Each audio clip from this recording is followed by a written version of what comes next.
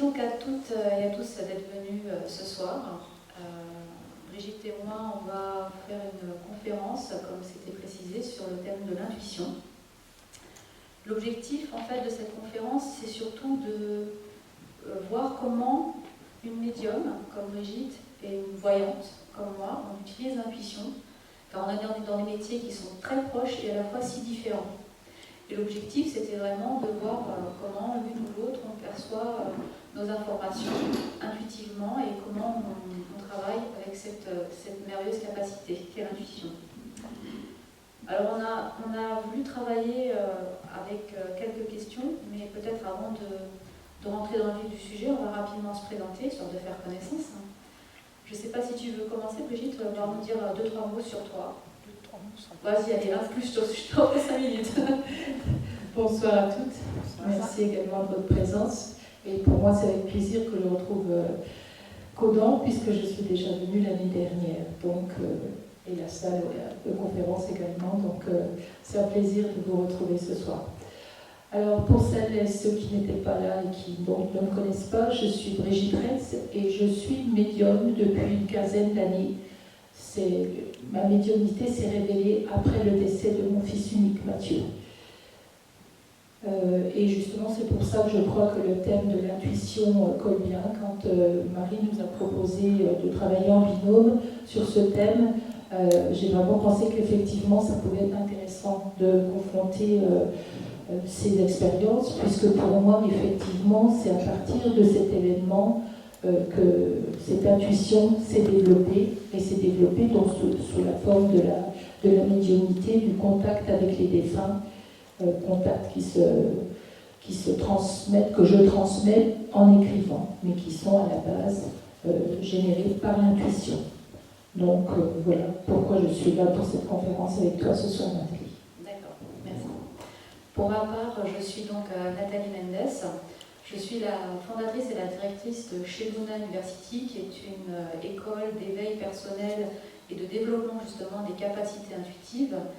Et à côté de ça, j'utilise aussi cette capacité dans le cadre de consultations de voyance que je donne, donc des consultations de guidance intuitive, comme j'appelle ça, mais aussi au travers de formations où on peut justement aider les personnes à développer ces capacités, à les réveiller en fait, parce qu'on les a toutes en nous déjà, ces capacités intuitives, et donc c'est de réveiller ce sens extrasensoriel que nous avons.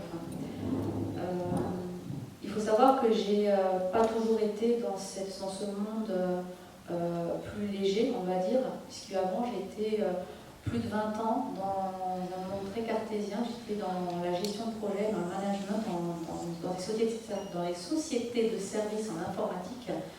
Et donc du coup, voilà, il y a vraiment à un moment donné, une bascule qui s'est faite entre ma vie très cartésienne et la vie que je mène aujourd'hui. Mais quelque part, je vous dirais que l'intuition a toujours été présente dans ma vie et c'est ça qui m'a aussi aidée à prendre les bonnes décisions, à faire les bons choix. Et quelque part, je suis aussi aujourd'hui satisfaite et contente d'avoir eu cette amie auprès de moi, puisqu'elle ne m'a jamais quittée, elle a toujours été là pour m'aider dans ma vie.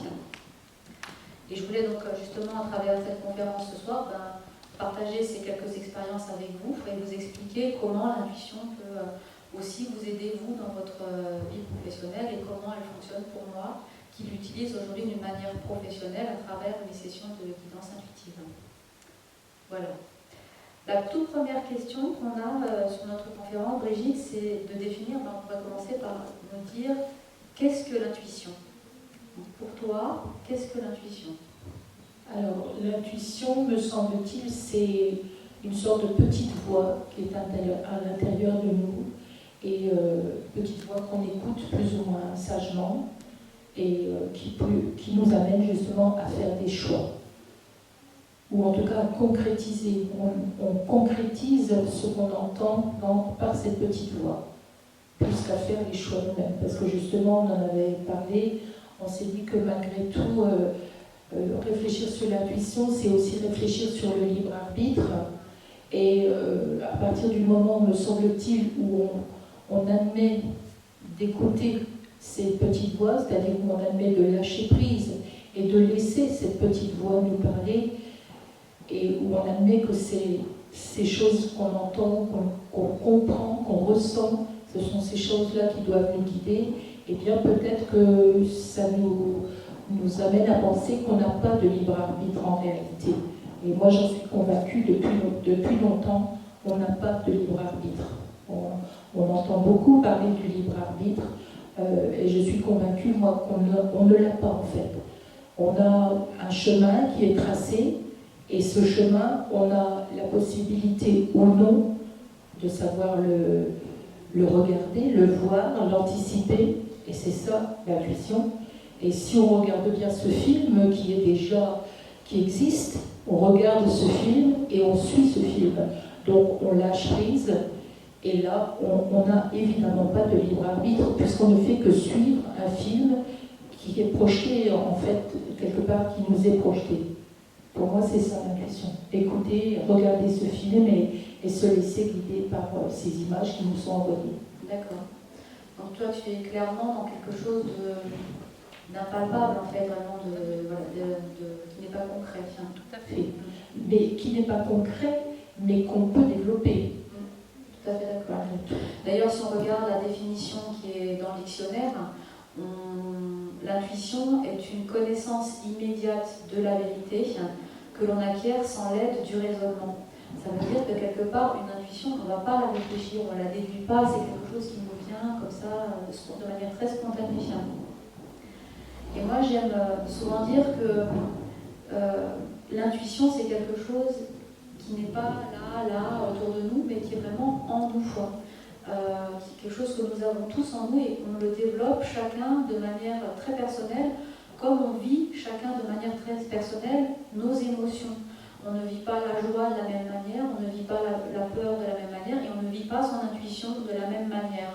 C'est quelque chose qui nous est vraiment personnel. Et c'est pour ça que je parle tout à l'heure d'une meilleure amie, parce que l'intuition, c'est quelque chose qui nous connaît parfaitement et qui va savoir répondre quelque part à nos attentes dont nous ne sommes même pas forcément conscients. Pour parler justement de la conscience, j'aime aussi dire que pour moi, l'intuition, c'est comme un agent de l'inconscience, à l'image de nos 5 sens, donc le goût, l'ouïe, l'odorat, la vue et le toucher, qui sont pour moi des agents de notre conscience. Ce sont des récepteurs sensoriels que nous utilisons tout petit déjà, quand on joue à la maternelle avec ses cubes et ses triangles, on va regarder les couleurs, quel enfant les a pas pris, les mis en bouche pour les tester, donc utiliser déjà ces 5 sens pour percevoir justement des informations, pour apprendre des choses. Et quelque part, ces agents qu'on utilise quand on grandit, on les garde tout au long de notre vie. Et l'intuition, qui était un agent justement de notre inconscient, on ne l'utilise plus. On le perd très vite. On l'avait quand on était petit, instinctivement on allait faire des choses, et cette intuition, elle disparaît quand on grandit parce qu'on évolue dans un monde beaucoup plus rationnel. Et quelque part, ce qui est intéressant, c'est d'arriver à se reconnecter justement à cette intuition pour qu'elle puisse inconsciemment ramener des informations à la partie consciente de notre être. Et c'est là tout l'intérêt, c'est d'arriver à travailler justement, Jung disait souvent qu'il est important de vivre dans le soi, c'est-à-dire de réunifier le conscient et l'inconscient pour être entier. Eh bien moi je pense que sans l'intuition, on n'est pas dans le soi, on n'est pas entier. L'intuition, c'est vraiment quelque chose qui est une force motrice pour nous, qui nous aide à évoluer, qui nous aide à avancer. Et quand tu parlais justement de ne pas avoir le libre arbitre, pour moi, c'est parce que quelque part, on a un chemin, comme tu disais, et l'intuition, justement, c'est comme un guide de haute montagne qui va nous amener sur le meilleur chemin, vers la meilleure route possible dans notre vie. Voilà un petit peu comment moi, je perçois l'intuition. Ensuite, on s'était demandé avec Brigitte, peut-être que ça vous intéresserait de savoir comment on a découvert, chacune de nous, cette capacité dont on a déjà un petit peu parlé, mais tu peux peut-être étoffer. Comment tu as découvert que tu avais cette capacité et comment elle a évolué jusqu'à aujourd'hui? Alors, la découverte, en fait, au départ, je ne l'appelais pas l'intuition. C'était donc les contacts avec mon fils. Mais j'appelle ça simplement de la médiumnité. Et ce n'est que progressivement que j'ai compris que c'était mon intuition qui me révélait tous ces messages que je peux transmettre. Mais au début, je ne faisais pas le lien avec l'intuition. Pour moi, c'était un don, c'est quelque chose qui m'était donné et que je pouvais transmettre. Et c'est au fur et à mesure des consultations que je pratique, que je transmets, de tous ces messages médiumniques que je transmets, que je me suis rendu compte de l'évolution, du changement, évidemment, entre les toutes premières fois où j'ai transmis des messages, et puis maintenant, la façon dont ça se passe, quand je transmets les messages, j'ai compris que ça pouvait en tout cas se développer, je pouvais travailler dessus pour développer cette capacité, et j'ai compris qu'en fait, c'était de l'intuition. Dans la mesure où, par exemple, j'ai compris régulièrement, quand je suis face à un ou une consultante, ou même quand c'est au téléphone d'ailleurs, parce que je pratique aussi par téléphone, je me suis rendu compte que j'éprouvais certaines sensations physiques qui ne m'appartenaient pas, que vraiment je savais, elles ne m'appartenaient pas. Par exemple, je commençais une consultation et j'allais avoir des nausées, par exemple, et ça m'a mis sur le chemin que le défunt était soit décédé d'un cancer ou il y avait une annonce de maternité pour juste proche de la consultante ou du consultant. Je me suis rendu compte, par exemple, que si j'éprouvais une très violente douleur dans la poitrine, certainement, quelqu'un, soit la consultante elle-même, soit dans son entourage, une personne était concernée par un problème cardiaque. De même, si j'éprouve quelque chose de violent au niveau de la gorge, et selon la douleur que j'éprouve, je peux dire il y a eu un pendu, ou il y a quelqu'un qui est concerné par un problème de thyroïde, ou un cancer de la gorge. Et donc j'ai pris conscience de ça, que ce que j'éprouvais physiquement, en fait, m'a mené à donner des informations précises. Donc voilà comment j'ai compris ensuite qu'en réalité, cette médiumnité, ce sont des intuitions qui viennent et qu'on peut donc donner comme indication précise. Et un petit peu comme par rapport, c'est bien que tu parles de ça parce qu'on revient par rapport à ce que je disais tout à l'heure, c'est que ton intuition finalement est passée par tes 5 sens. C'est ton corps qui a réagi à ton intuition. Parce que c'est notre corps qui est le porte-parole quelque part de notre intuition et on va rentrer dans les 5 sens pour pouvoir décoder quelque part ces messages intuitifs. Pour ma part, je vous disais tout à l'heure que l'intuition, c'est quelque chose qui a toujours fait partie de ma vie depuis toute petite, sans vraiment que je sache que ça s'appelait l'intuition, mais je pensais plutôt que j'avais un super pouvoir de magicienne, mais voilà, c'était un petit peu ça l'idée. Sachant que déjà toute petite, j'étais pas une élève extraordinaire qui bûchait sans arrêt, comme je disais, aux grandes dames de mes parents. Et en fait, j'étais plutôt dans l'imagination, dans la créativité. Voilà, j'étais déjà contre ce qu'on appelle le cerveau droit. J'étais plutôt dans cette cataloguée dans les personnes qui utilisent la partie l'hémisphère droit de son cerveau. Pas justement dans la déduction, dans l'analyse, dans le fait de réviser les maths, de bien comprendre le français, etc. Je n'étais pas du tout très calme. Enfin, déjà petite. Je coupe la parole, mais j'ai l'impression de me reconnaître quand tu dis ça. Voilà, on est tous un peu là-dedans. À tel point que, justement, quand je jouais, je prenais les rideaux, des vieux rideaux qui traînaient, je m'en faisais des capes ou des robes pour me déguiser en Scheherazade, et je partais dans les aventures folles. Ou des vieux chiffons qui traînaient avec des pinces à linge et je me faisais des cabanes et là j'étais Indiana Jones. Voilà, une imagination toujours très débordante, pas du tout à jouer simplement de manière très classique dans du coloriage ou avec une petite poupée, ça m'intéressait pas. Je voulais vraiment partir dans des aventures, j'imaginais des choses. Et donc du coup j'étais en classe souvent en train de rêvasser, donc forcément les notes ça se sentait dans l'école.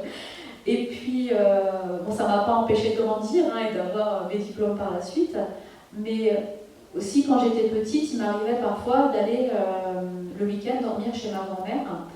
Et elle, pour m'amuser, elle avait un jeu de cartes qui me faisait très peur à l'époque, c'était un jeu de tarot de Marseille.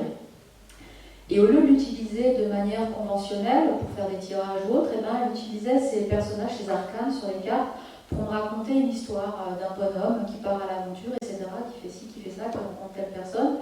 Et j'aimais bien, c'est parce que c'était justement en phase avec ma façon de fonctionner, d'être dans l'imaginaire, dans le fait d'inventer des histoires. Et j'ai repris ça à mon compte. Quand elle n'était pas là, j'étais chez moi, je m'ennuyais, elle m'avait offert un autre jeu pour moi. Et je jouais avec ces cartes et j'inventais les histoires par rapport à ces arcanes. Et petit à petit, j'ai appris à identifier l'histoire de ce battleur au travers du jeu de tarot de Marseille, qui allait rencontrer le pape, la papesse, etc. etc. Et chaque fois, chaque rencontre, en fait, c'était comme un chemin initiatique de ce personnage. Et chaque carte, quelque part, j'allais chercher à travers les couleurs, à travers les formes, à travers ce que je pouvais identifier, à recevoir des informations intuitives, etc., qui pouvaient me parler de quelque chose. Et donc c'était déjà à ce moment-là que je m'éveillais à mon intuition. Et je pense que c'est quelque chose qui n'a fait que, justement, comme tu disais, la développer, puisque ça se travaille, l'intuition, et ce côté petite fille qui crée des histoires, petite fille qui est dans l'imaginaire, ça a encore développé cette capacité intuitive qui était déjà présente en moi. Donc voilà un petit peu comment moi j'en suis. Après, bien sûr, dans la vie professionnelle, il est vrai qu'à un moment donné, j'ai grandi. Est-ce que c'est le monde des adultes qui m'a rattrapée? Je ne sais pas. Ou est-ce que c'est moi qui ai grandi d'un coup? Mais je suis rentrée dans un métier très cartésien. C'est le problème des aléas de la vie du quotidien. Aujourd'hui, voilà, on est parti dans des études, on se range facilement dans des cases. Et moi, j'étais rentrée dans cette case-là d'ingénieur informaticien. Et très rapidement, finalement, c'est chasser le naturel, il revient en galop. Cette intuition, elle est revenue plus forte, de plus en plus forte, jusqu'au jour, il y a 2 ans, où je me suis dit, je ne peux plus continuer dans ce métier cartésien, je suis déconnectée de tout, il faut que je me remette en phase avec moi-même. Et c'est là que j'ai voulu donc créer mon entité chez Lunar University pour justement me reconnecter à ça. Mais quelque part, c'est quelque chose que j'ai toujours travaillé, que j'ai toujours cherché à développer, que ce soit à travers justement des formations que j'ai faites moi aussi dans le domaine de l'intuition, mais que ce soit aussi en lisant des livres, mais surtout par le biais toujours de la création et beaucoup avec l'utilisation de différentes cartes, des tarots de Marseille notamment, ou d'autres oracles, vers lesquels j'allais encore chercher dans l'image justement à comprendre s'il y avait un message, quelle intuition, quel message ça pouvait me ramener. Et c'est ça, avec ça, que j'ai beaucoup travaillé, que j'ai beaucoup développé mon intuition.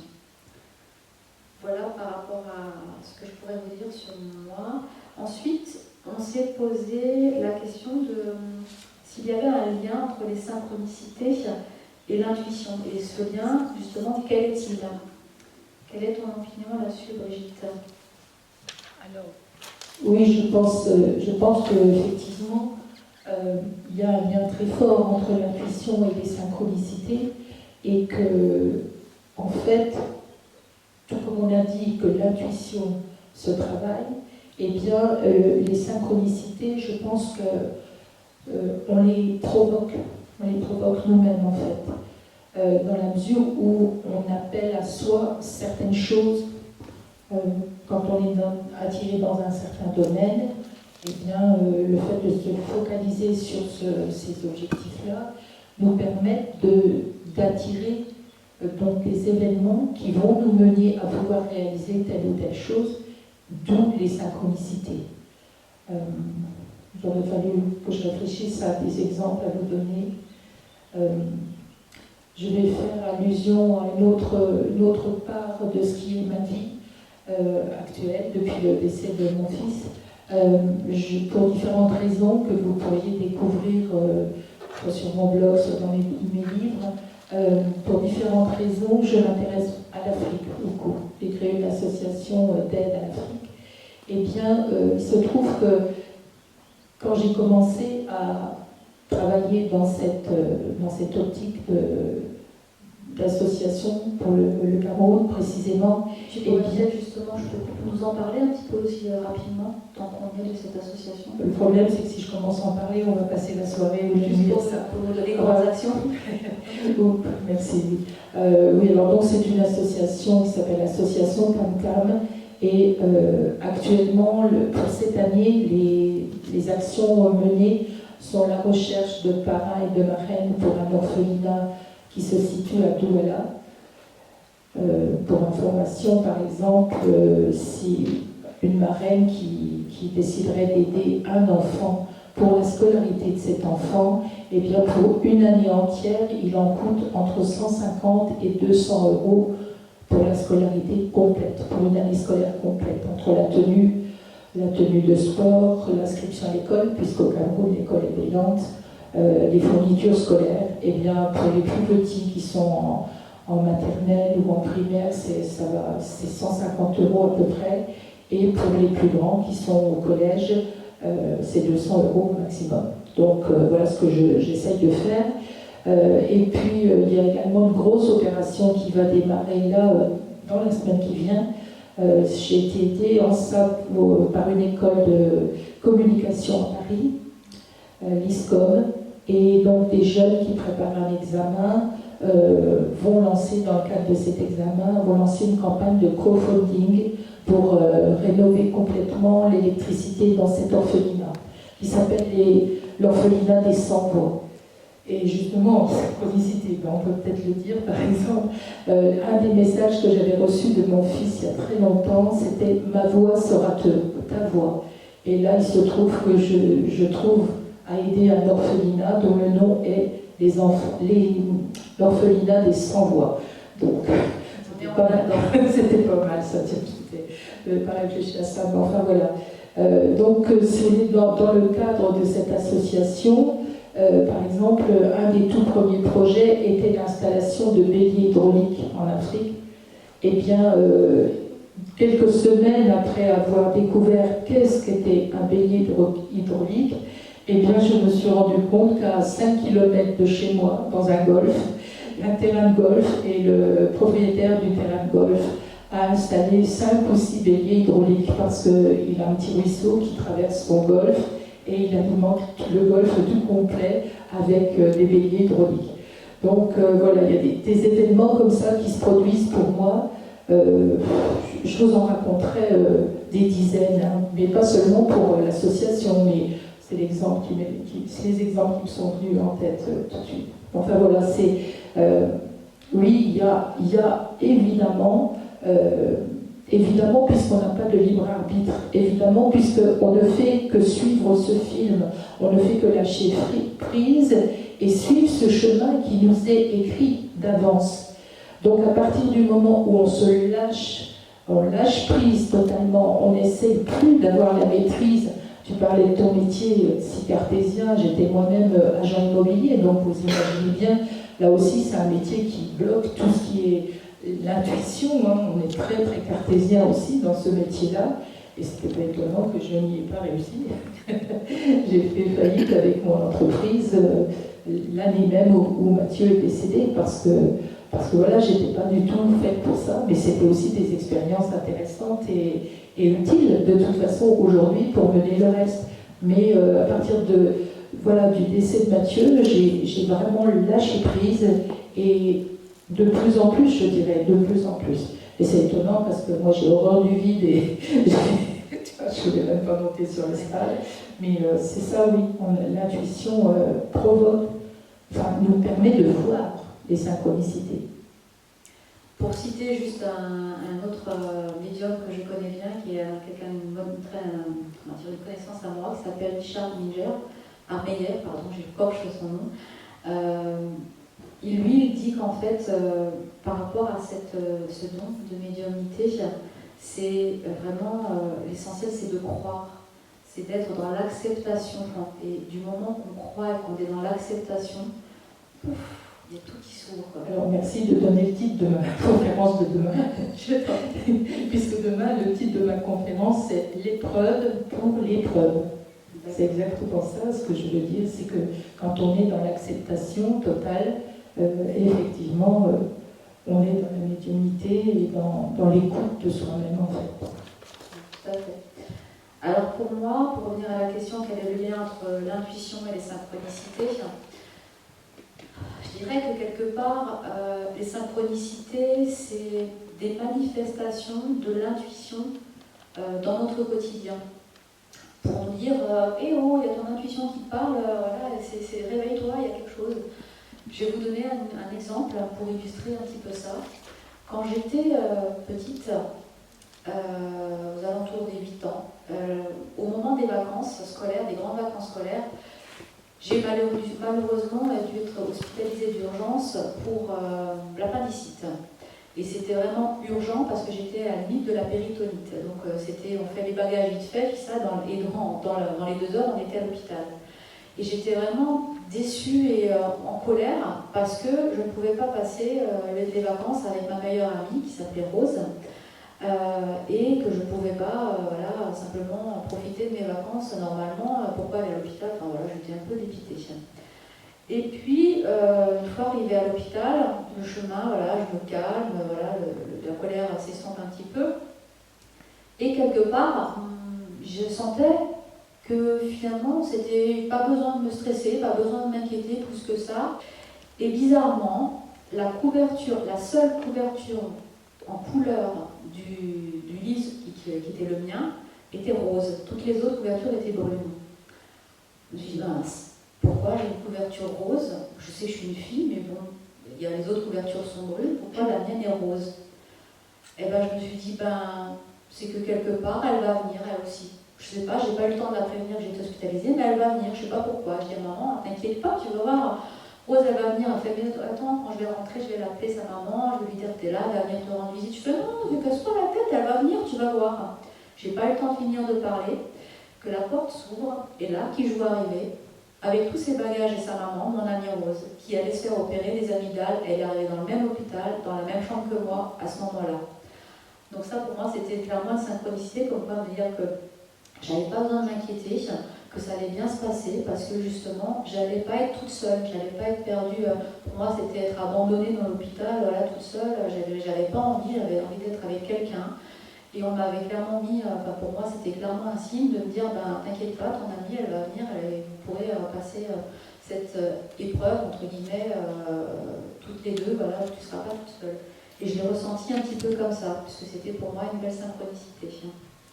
Voilà un exemple, par exemple, de ce que j'ai vu. Bon, il y en a eu d'autres, mais c'était la première des synchronicités que j'ai vécues. Voilà, donc quand je vous disais déjà, toutes petites ces intuitions qui étaient présentes. La dernière question qu'on s'est posée, c'est de savoir quelle était la différence entre l'intuition de monsieur et madame tout le monde et l'intuition comme pourrait la vivre un médium ou un voyant. Donc, Brigitte, qu'est-ce que tu en penses, toi?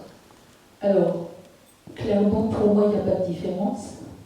La seule chose, parce qu'on est tous médiums, ça pour moi c'est clair.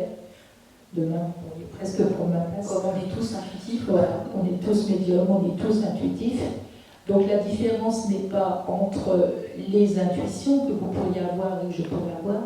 La différence, elle est peut-être uniquement dans le fait que moi j'ai pris conscience de la force quand on utilise ces intuitions, et donc conscience de ce que je peux en faire. Alors que vous, peut-être, oh oui, le beau hasard, la même chose, tout ça, mais que vous ne le développez pas, tout simplement. Je crois que la différence, elle est là, simplement. Je ne pense pas du tout qu'il y ait une différence de qualité ou de quoi que ce soit. Simplement, c'est une question de s'écouter. D'ailleurs, s'il y avait une différence, tu ne pourrais pas proposer des formations et tu ne pourrais pas proposer aux personnes de développer ces intuitions. Donc pour moi, la seule différence, c'est la conscience que l'on a de ces intuitions. C'est tout. Alors moi, je vais vous illustrer ça avec un exemple. Ma théorie, c'est que, comme vous disiez Brigitte, moi je suis convaincue c'est un fait, pour moi on a tous de l'intuition, on est tous des intuitifs.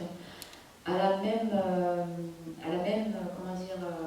même niveau qu'on est tous capables d'apprendre une langue ou capables d'apprendre à jouer de la musique. Demain, je peux très bien me mettre à apprendre le solfège, à apprendre des gammes, et je saurais jouer de la musique. Sauf que, toi tu parlais de don tout à l'heure, c'est là où je fais la petite nuance. Moi, quand je parle d'intuition, je parle de capacité, parce que c'est quelque chose qu'on a tous cette capacité en nous, comme la capacité d'apprendre à jouer de la musique. Et pour un professionnel de l'intuition comme un médium ou un voyant, pour moi, c'est là qu'intervient le don. ce don dont on parle souvent, le don de clairvoyance, de clairaudience, de clairvoyance, etc. C'est comme si vous prenez Mozart. Il sait jouer de la musique, mais il a un don particulier, il est doué de naissance pour apprendre, pour jouer. Moi, j'aurais beau m'entraîner toute ma vie à jouer, à faire des gammes, je ne serais jamais aussi douée d'avoir ce don de la musique que l'était Mozart. Et dans l'intuition, je pense que c'est pareil. Pour moi, c'est les médiums, les voyants, on a ce don de clairvoyance, on a cette capacité qui nous permet quelque part de capter les informations intuitives de manière beaucoup plus facile, plus intuitive simplement. Et toute la différence est là. C'est dans le fait d'avoir ce don de percevoir et de décoder, j'allais dire, l'information. Voilà, c'est une facilité qu'on a par rapport à d'autres personnes. Mais l'intuition, cette capacité, elle est en nous et on doit simplement apprendre à la développer. Voilà, je pense qu'on a fait un petit peu le tour de la question. Je ne sais pas si tu avais d'autres choses à rajouter. Par rapport à ce que tu viens de dire, quand tu utilises le mot doué, en tout cas pour ce qui me concerne, je crois qu'il y a deux choses. Il y a eu l'acceptation totale, et donc ça, je crois que, quand je parle d'acceptation totale par rapport au décès de Mathieu, et donc une sorte de lâcher prise, et je vais même oser dire une sorte de je m'en foutisse, parce que à partir du moment où Mathieu était parti définitivement, pas que je croyais définitivement, en tout cas parti physiquement définitivement, il était évident pour moi que je n'avais que deux choix possibles pour poursuivre. C'était justement poursuivre en acceptant, et donc aussi en acceptant cette intuition, cette médiumnité, ou bien c'était faire comme lui, partir. Donc, je suis là, vous voyez le choix que j'ai fait. Et à partir de là, donc je me moquais pas mal du regard des autres, en fait. Parce que je crois que ça, c'est un des éléments aussi. Quand on utilise beaucoup son intuition, on est confronté souvent au regard de notre monde, puisqu'on vit dans une société qui fait quand même assez peu la part, on le voit bien, compte tenu du nombre de personnes qui sont là ce soir. En fait, l'intuition, c'est un peu quelque chose qui est presque marginal dans nos sociétés. C'est quelque chose qui est considéré un peu comme de la folie. C'est presque tabou. C'est presque tabou. D'ailleurs, une des toutes premières peurs, même pas une des premières peurs, mais la peur que j'ai eue au début quand Mathieu est parti et quand j'ai commencé à percevoir tous ces messages, eh bien, ma peur, c'était de devenir folle. Et j'ai remplacé ça par l'acceptation de mes intuitions. Parce que je n'avais plus rien à faire du regard des autres, qu'on dise de moi que j'étais médium ou que j'étais folle, je m'en moquais pas mal. Je recevais, point, et ça me convenait très bien comme ça. Donc voilà, l'intuition aussi, elle se développe, je crois, énormément quand on est dans l'acceptation totale. C'est exactement ça. J'aimerais vous proposer rapidement un petit jeu pour vous prouver que quelque part vous avez aussi de l'intuition. C'est quelque chose qu'on peut faire en 2-3 minutes. L'objectif en fait de cet petit exercice, c'est que vous arriviez à me décrire, on va dire, un lieu que j'ai en tête. D'habitude, je prends un objet mystère, mais je vous avoue que là, je l'ai oublié. Il est resté dans ma valise, pour tout vous dire. Donc, à la limite, ça aurait été bien, on aurait pu travailler sur l'objet mystère, mais je ne pouvais pas vous le montrer. Donc, on va travailler sur un lieu sur lequel je pourrais vous montrer tout à l'heure des images. La session, la manière dont on va travailler, c'est de me donner des adjectifs simples qu'on peut utiliser à travers les 5 sens. Je vais vous guider, vous allez voir, c'est très facile. On va travailler sur le toucher, sur la vue, l'odorat, le goût, etc. Donc, on va faire ça de manière dans votre tête, hein, simplement, parce qu'on n'a pas de papier stylo, sinon on aurait pu écrire. Mais l'idée, en fait, c'est d'arriver à retenir 1 ou 2 adjectifs par sens, grosso modo, pour voir un petit peu ce que vous percevez. L'objectif n'étant pas de deviner quel est ce lieu, mais de le décrire simplement à travers des adjectifs simples. Je vais juste vous demander dans un premier temps de vous asseoir correctement, de respirer un bon coup. On inspire, on souffle, on se détend, tout va bien. Tu veux jouer, Brigitte? Vas-y, allez, tu peux jouer.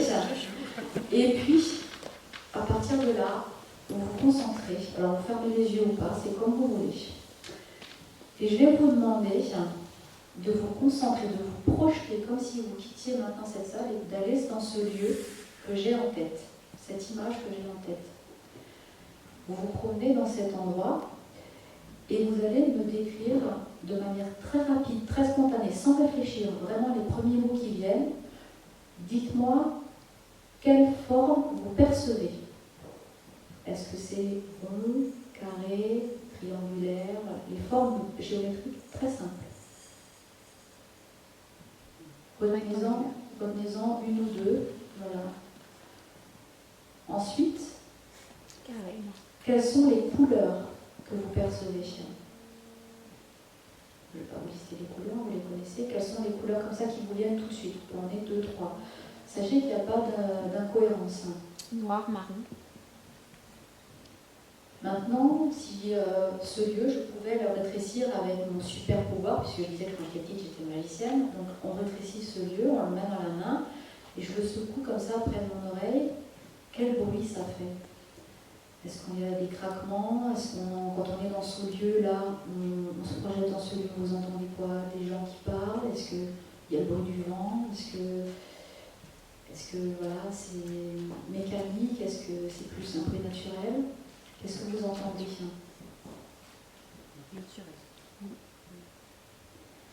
Maintenant, ce lieu qu'on a complètement rétréci, si on le met dans la bouche et qu'on commence à mâcher un petit peu, quelle sensation ça vous fait dans le goût? Est-ce que c'est sucré? Est-ce que c'est amer? C'est croquant? C'est collant? Poisseux? Quelle sensation vous avez dans la bouche? Quel goût?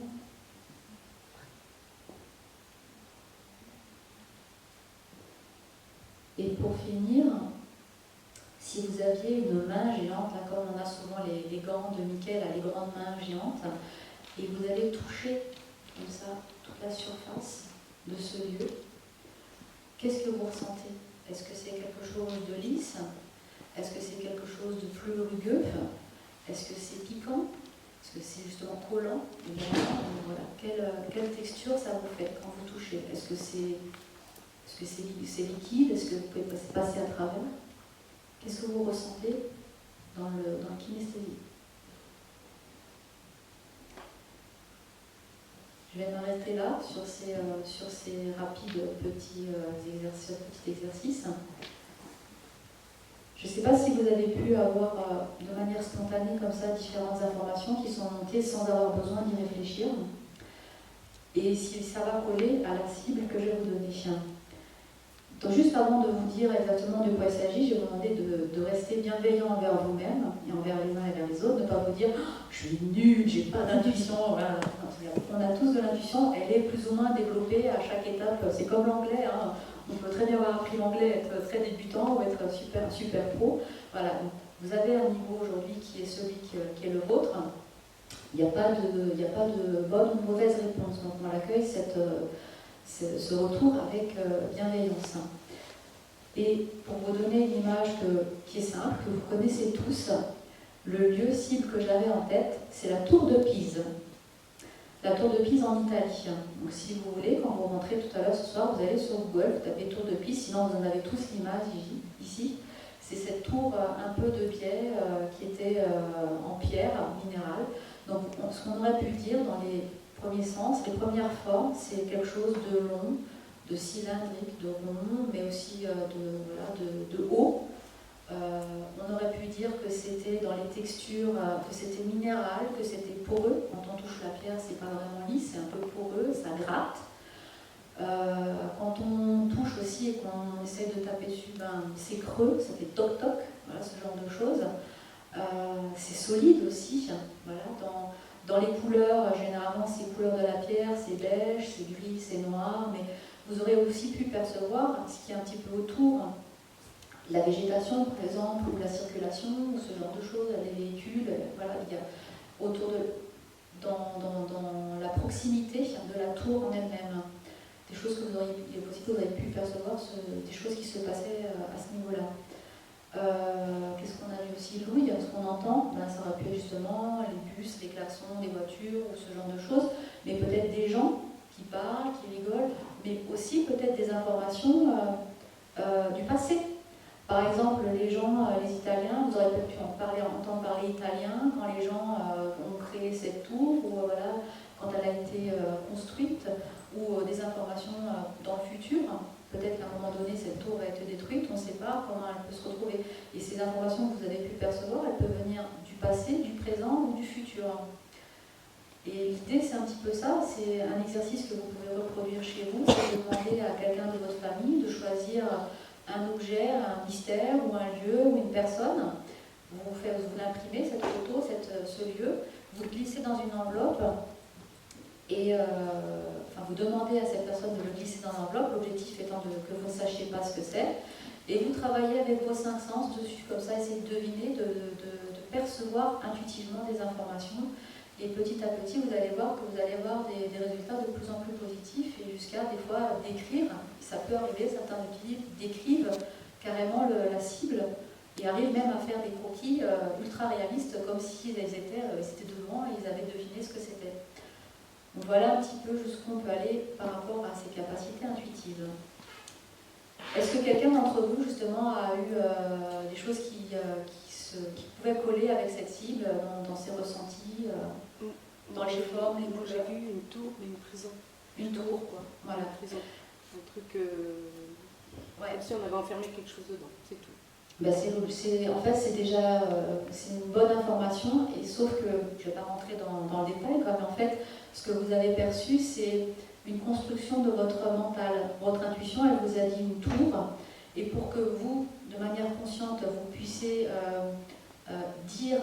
mettre des mots sur cette information, et ben votre inconscience, elle a envoyé une image mentale à votre conscience qui était une tour d'une prison. Donc ça vous a envoyé une image, un flash, quelque chose, et vous l'avez décrypté comme ça.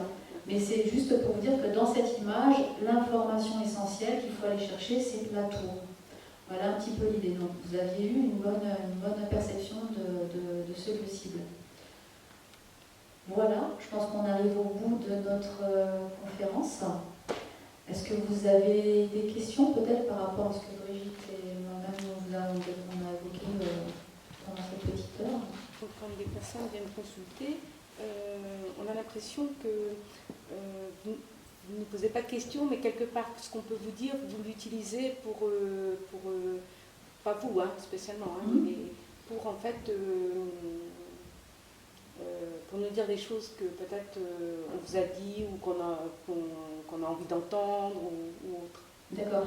Donc en fait, pour répéter un peu la question, si j'ai bien compris, c'est que dans les consultations de voyance, d'une manière générale, le voyant aurait tendance à reprendre ce que vous nous dites dans une consultation pour justement aller vers étayer quelque part ses prédictions, ses ressentis, etc. C'est pour ça qu'un bon voyant ne vous laisse jamais parler les premières minutes. Moins on en sait sur vous, sur votre situation, mieux la consultation fonctionne. Moi personnellement, quand j'ai des consultations, que ce soit au salon ou par téléphone, tout ce que je veux, c'est le prénom de la personne et sa date de naissance. Et je lui parle pendant les 10 premières minutes sans que la personne me dise quoi que ce soit. Et c'est à ce moment-là, quelque part, j'ai envie de dire que je suis dans le meilleur de mes capacités parce que justement, je ne connais rien sur la personne. Et même quand on est dans le questionnement, par exemple, la mienne, très bien, c'est parfait, ça colle ça colle à ma personnalité, ça colle à mes ressentis, ça me parle ce que vous me dites. Est-ce qu'on pourrait parler, par exemple, maintenant de l'évolution de ma vie professionnelle ou de ma vie sentimentale? Ok, je veux pas en savoir plus. Je veux pas savoir si vous êtes marié, si vous avez des enfants, si vous avez envie de vous quitter, si vous êtes divorcé. Je veux rien savoir. Et à partir de là, moi je développe, je donne des informations Et ce que je demande en fait à la personne, c'est un feedback, oui, d'avoir des informations, mais à la fin de la consultation. Ça veut dire que la plupart du temps de la consultation, je fais que parler et la personne, à part peut-être me dire oui ou non, ou oui, j'aimerais en savoir plus ici, elle ne va pas me donner plus d'informations, de détails sur sa vie. Et c'est là qu'on voit que justement le médium ou le voyant est en position de force par rapport à l'utilisation de son intuition, c'est parce qu'il n'a pas forcément d'informations autour. Et c'est justement, je pense que les personnes qui sont à l'aise avec ça ne demandent pas, je pense que toi non plus, tu ne demandes pas d'informations, moins t'en sais, mieux c'est, je pense. Je ne veux rien savoir du tout. Quand je prends une consultation, donc par exemple si on prend un rendez-vous téléphonique, je vais noter le rendez-vous avec simplement le prénom de la personne. Et quand c'est des consultations en face à face, c'est pareil, je ne connais que le prénom et je ne veux même pas de photo. Il y a beaucoup de médiums qui travaillent avec un support photo. Moi, je ne veux pas de photo. Je ne veux rien voir parce que même une photo va parler énormément évidemment du défunt. Et donc, ça sert à, enfin, je préfère justement que mon mental n'ait absolument rien à manger et rien à travailler. Donc, je ne veux rien savoir avant. Et par contre, ce qui est intéressant, donc moi, je ne vais pratiquement pas parler, puisque moi j'écris, hein, à la différence de toi, j'écris les messages que j'ai à transmettre, et bien quand je vais écrire, je vais en principe démarrer et aller jusqu'au bout du message, sans vraiment arrêter et poser des questions. Les seules questions que je vais poser, c'est que au début ou au cours du message, viennent ce que j'appelle des repères. Je ne veux pas utiliser le mot preuve, mais il y a des repères qui viennent. Et la plupart du temps, les repères que je vais donner à la consultante ou au consultant, ces repères sont très très souvent des prénoms. Donc des prénoms qui viennent comme ça, tout seuls, pas intégrés dans le texte. Et donc c'est comme des panneaux qui sont sur la route. Et donc la personne normalement doit reconnaître, va me dire, ben oui, tel prénom c'est mon grand-père, celui-là c'est ma sœur, c'est une autre sœur, c'est un neveu, c'est une nièce. Et donc ça, ce sont un peu des jalons, des repères qui viennent juste pour confirmer que oui, le message qui vient est bien destiné à la personne qui est là en train de recevoir ce message. Mais autrement, oui, je ne veux absolument pas... quand une personne, par exemple, je suis contactée quelquefois par mail, où les personnes, des fois, ne m'ont pas directement au téléphone, donc elles vont me laisser un message, eh bien, je vais éviter d'écouter le message sur ma messagerie, ou je ne vais pas lire le mail. Dès que je me rends compte que c'est un mail, une demande de consultation, je chope vite le numéro de téléphone et j'appelle la personne, mais j'évite, moi, comment dire, un peu comme pour me tester moi-même, mais vraiment j'ai cette espèce d'honnêteté entre guillemets, mais enfin voilà, je ne veux pas que la personne me raconte quoi que ce soit. C'est mieux parce que le mental ne travaille pas et c'est beaucoup mieux. C'est beaucoup mieux, vous déconnectez le mental. Merci à tous et à toutes d'être venus et merci pour votre